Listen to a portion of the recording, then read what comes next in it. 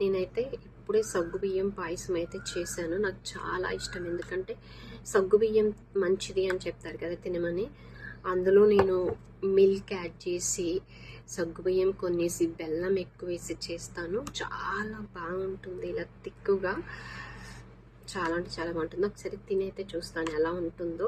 ఎందుకంటే పాయసం కాబట్టి బెల్లం వేస్తాం కాబట్టి బాగుంటుంది. చూద్దాం.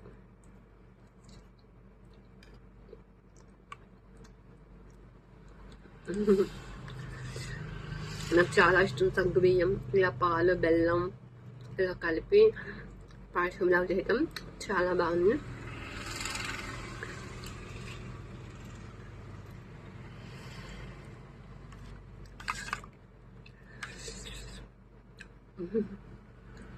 మీరు కూడా కొంచెం టేస్ట్ చేయండి.